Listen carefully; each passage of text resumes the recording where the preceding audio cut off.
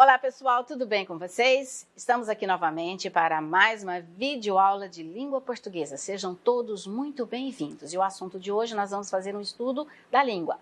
O que nós vamos estudar hoje? A linguagem da propaganda. Na aula anterior nós vimos os textos, a leitura de algumas publicidades, algumas propagandas. E hoje a gente vai ver aqui um pouco sobre a linguagem que é utilizada na hora da construção desses textos, dessas peças publicitárias. Então vamos lá.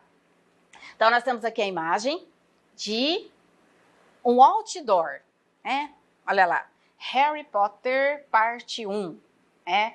Então, você passa na rua, vê no alto um cartaz como esse. Ele atrai sua atenção, né? O outdoor já te fisgou. Ele faz parte de um tipo específico de texto, a propaganda. Então, a gente vai ter várias formas de propagar alguma coisa. Essa é uma delas. Então, vamos ver aqui. Para entender a mensagem desse outdoor, é preciso conhecer o famoso protagonista adolescente de livros e filmes. Ah, a gente vê, a gente já sabe, né? Quem que é ele mesmo? Harry Potter, personagem criada pela autora britânica J.K. Rowling. Quem que não assistiu ou quem não leu um desses livros, né? Foi febre no mundo inteiro. Então, né? O que é outdoor, professora? O que será que é isso, né? Dá para explicar melhor para a gente poder entender? Então vamos dar uma explicadinha melhor. O outdoor é um cartaz de propaganda que se coloca em espaços públicos, fixado em uma estrutura elevada ou exposto em paredes de prédios, muros altos. É uma mídia com muitas vantagens, porque admite vários formatos, inclusive tridimensionais. Além disso, centenas de transeuntes podem vê-lo e reler a mensagem todas as vezes em que passarem pelo local, o que contribui para fixar a mensagem na mente das pessoas. Às vezes a gente até acha que não prestou atenção, né? Mas o negócio está fixo ali na nossa mente, porque vê a todo momento. Mas por que a presença da propaganda é tão intensa nos dias de hoje? Ah, vamos ver isso aí então. Vamos lembrar que vivemos numa economia capitalista, né? Dinheiro, na qual o consumo é necessário para manter as fábricas produzindo bens e as pessoas comprando esses bens. Ou seja, se a fábrica produz e eu não compro, o que vai acontecer? A fábrica não vai ganhar dinheiro, vai ter que mandar funcionário embora e aí começa toda a problemática da economia. Então a propaganda vem unir essas duas pontas, a que precisa vender e a que deseja comprar. Por isso, ela busca convencer, persuadir o destinatário a comprar determinado produto. Para isso, a propaganda seleciona os recursos verbais e não verbais suficientemente bons para convencer o destinatário a fazer o que diz a mensagem.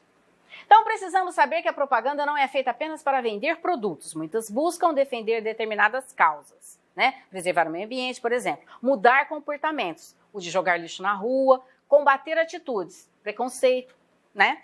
Então, vamos ver essa propaganda aqui, ó. O que ela traz pra gente? Mais uma do mosquitinho da dengue. Vamos acabar com esse zum, zum, zum. Evite água parada, evite dengue. Essa propaganda faz parte de uma campanha publicitária de combate à dengue, de iniciativa de uma prefeitura da Bahia. Ela não pretende vender algo, apenas alterar, né, certos hábitos por meio de novas atitudes. Então, aqui a gente não está vendendo nada. Então, é mais uma propaganda educativa. Então, quais são as características da linguagem dessa propaganda, né? As peças publicitárias são elaboradas de modo a considerar as condições de produção do que vai ser anunciado. Por exemplo, dependendo de quem essas peças pretendem atingir, se jovens, professores, donas de casa, escolhe-se a mídia mais adequada para veicular o anúncio. Jornal, TV, rádio, site, redes sociais. Então, para a construção desses textos publicitários, eles vão utilizar algumas características da linguagem. Então, vamos ver aqui uma delas. A função apelativa ou conativa. Como o objetivo maior da propaganda é convencer, predomina nela a função apelativa ou conativa. Então, apelar quer dizer que eu preciso convencer. Então, eu vou usar métodos apelativos para convencer alguém de alguma coisa. Essa função está presente nos pedidos, nas ordens, nos comandos, nas instruções. O verbo desses enunciados costuma estar no modo imperativo, né? Aquele modo que a gente fala que é o de ordem, de pedido, de conselho. Então, veja como foi empregada a função apelativa ou conativa neste anúncio. Olha lá. Crianças criança não deve trabalhar. Infância é para sonhar. Abaixo do quadro azul, bem pequenininho lá, podemos ler: conheça a campanha 12 de junho, Dia Mundial contra o Trabalho Infantil. Aí, na frente, coloca-se o site que você tem que entrar para conhecer essa campanha. Então, essa frase é claramente apelativa, conativa. Ela age sobre o destinatário da mensagem, querendo convencê-lo a conhecer a campanha anunciada e entrar lá no site para ver. Note que o verbo está no modo imperativo. Olha lá, ó. Conheça a campanha, certo? Então, agora nós vamos ver uma outra característica, né? Um outro tipo de linguagem utilizada na propaganda, que é a função poética ou estética, para deixá-la mais bonita. Então, nessa mesma peça publicitária acima, que é a da criança lá atrás, foram empregados outros recursos linguísticos. Um deles é o uso da rima nas palavras iniciais das frases. Criança, rimando com infância, e nas finais, trabalhar e sonhar, de modo a produzir sonoridade. Outro recurso é o uso de frase com ritmo marcado, em que se alternam sílabas fortes, as destacadas em negritos, e as fracas. Então, olha lá, criança não deve trabalhar, infância é para sonhar. Perceberam? Tudo isso é a função poética, deixar o texto mais atrativo, mais bonito. A rima e o ritmo são recursos típicos de outra função da linguagem, a função poética ou estética. Muitos anúncios apelam para a função poética porque ela imprime beleza às frases.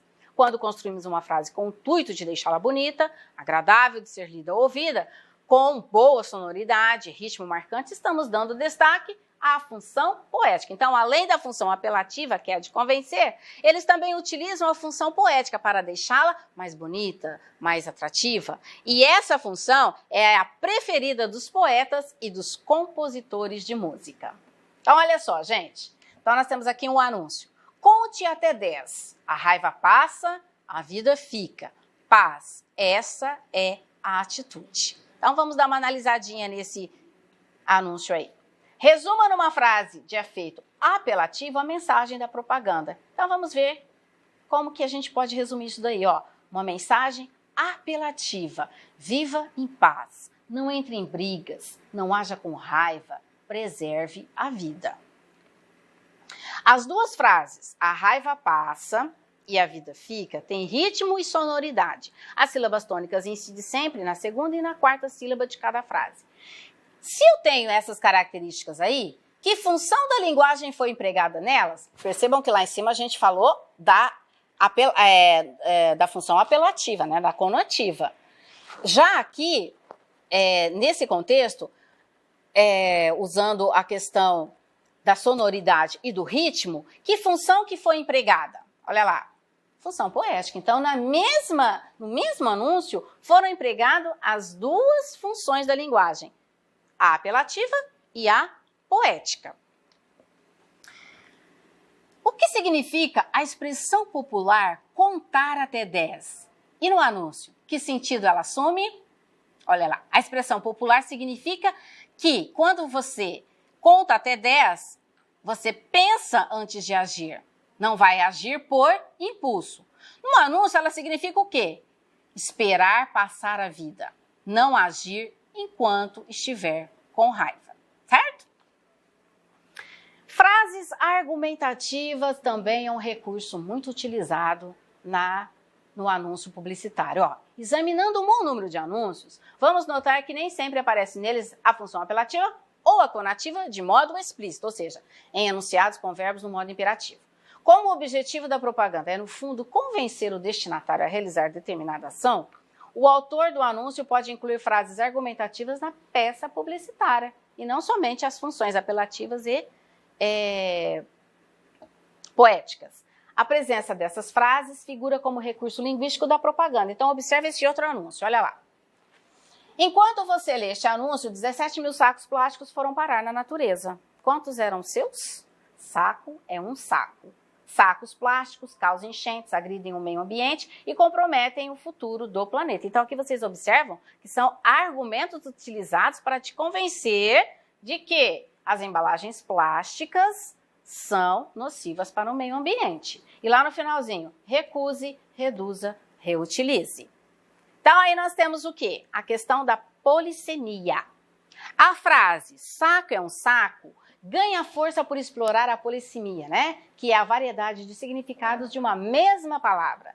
Dois dos significados da palavra saco são sacola de plástico usada para condicionar compras, objetos, e na linguagem coloquial significa o quê? A palavra saco? Chateação, aborrecimento. O criador da propaganda associou a sacola de plástico a algo que causa aborrecimento por prejudicar o meio ambiente. Por isso, sacola plástica é um saco, né? Ele também vai usar a intertextualidade como recurso para produzir aí o seu anúncio. Então, outro recurso que busca conquistar o receptor é o aproveitamento de textos ou imagens conhecidos do público, relacionando-os com o da própria propaganda. A isso se dá o nome de intertextualidade, que a gente já estudou em várias aulas passadas. Lembra que a gente fazia lá a leitura dos quadros da Mona Lisa com antigo, né? O quadro antigo da Mona Lisa com personagens mais atuais imitando aquela obra. Então veja como este anúncio se aproveita da referência a Picasso. Vamos explorar um pouquinho. Então olha lá, nós temos aí uma imagem, né, que foi feita para fazer a publicidade de um produto e eles usaram a arte de Picasso para relacionar. Então olha lá, a imagem chama a atenção de quem a vê, pois relaciona um gênio da arte, no caso é o Picasso, com um produto de limpeza apresentado também como um gênio. Então, Picasso e os produtos Bombril, no caso aí, são gênios. Produtos Bombril são gênios da limpeza, relacionada com o gênio da arte, que é o famoso artista Pablo Picasso. Então, aí nós temos um anúncio onde foi utilizado apenas a intertextualidade para convencer o receptor a comprar esses produtos. E é isso, pessoal. A aula de hoje termina aqui. Espero que vocês tenham compreendido bem o nosso assunto. Façam suas atividades, mandem para os seus professores e bons estudos a todos. Tchau, pessoal. Até a próxima.